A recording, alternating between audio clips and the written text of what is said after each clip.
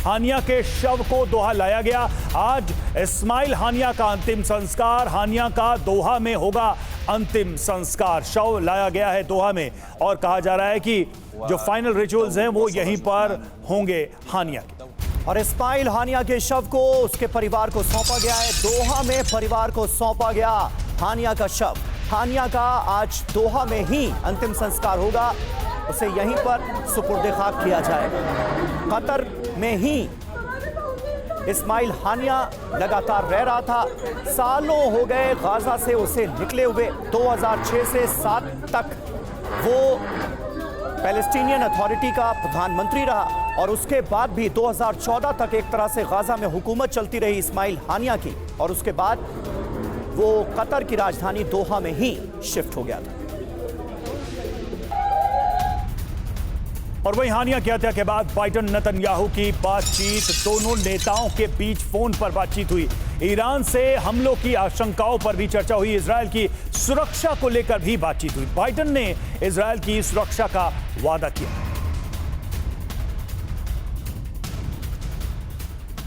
तो अमेरिका की तरफ से लगातार देखिए इजरायल को पूरा समर्थन है, हर तरीके की सुरक्षा की बात कही जा रही है।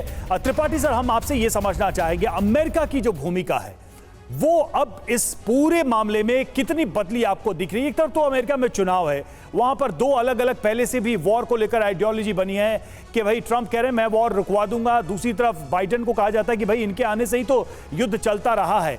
अमेरिका की पोजीशन किस तरह की देखते हैं आप डिप्लोमेसी के हिसाब से, और अमेरिका कहां खड़ा है तब जबकि एक फ्रंट पहले ही खुला है, दूसरा और खुल गया? त्रिपाठी सर, हाँ आप ही से सवाल। ऐसा है कि अमेरिका की स्थिति अभी बड़ी जटिल हो गई है। ये बात सही है कि बाइडेन के समय में ही ये युद्ध शुरू हुआ है, लेकिन इसकी भूमिका अभी की है बाइडेन के समय में बनी ये नहीं कर सकते।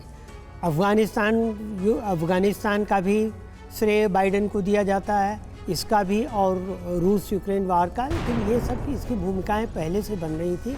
हाँ, विस्फोट बाइडेन के समय में हुए हैं तो ये उनको नहीं कहा जाता, लेकिन अब समस्या बाइडेन के लिए ये है कि उनके रहते अमेरिका किस हद तक इजराइल की मदद करेगा।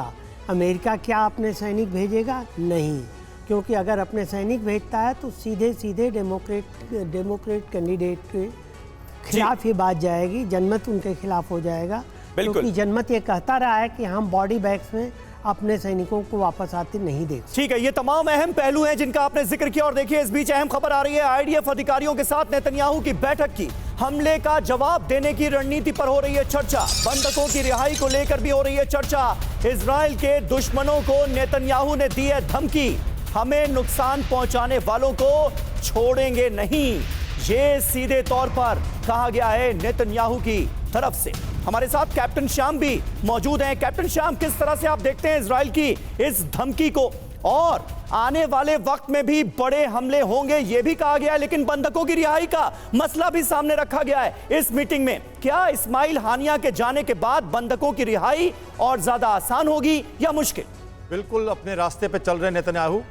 पहला एम था dissemination of Hamas from Gaza, वो उन्होंने 75% कर दिया, और दूसरा था उनको हॉस्टेजेस को छुड़ाना, जिसमें रुकावट आ रही थी, हानिया का सफाया, उसके पहले मिलिट्री कमांडर को मारना और हिजबुल्लाह के लीडर को भी मारना। तो जो लोग हॉस्टेजेस छुड़ाने में मदद नहीं कर रहे या रुकावट डाल रहे हैं उनका सफाया चुन चुन कर स्ट्रैटेजिक एम है, टैक्टिकल एम उन्होंने पूरा कर लिया है। तो उस हिसाब से देखें तो ये शातिर लीडर जो है इजराइल के अपना काम कर रहे हैं, और अब वो कतार भी मीडिएट करेगा और साथ साथ उनको ये हेल्प करेगा।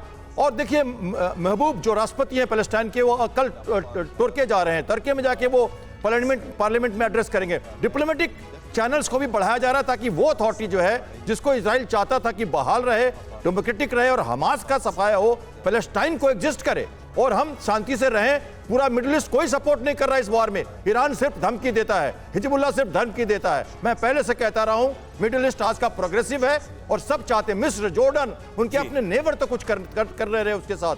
तो मैं मानता हूं कि इजराइल अपने पहल में आगे बढ़ता रहेगा और अब शायद कंटेन हो ज्यादा वॉर और एक्चुअली एग्रेसिव। फिलहाल तो ऐसा ही नजर आ रहा है। बहुत बहुत शुक्रिया आप सभी का हमारे साथ इस बातचीत में, इस चर्चा में जुड़ने के लिए।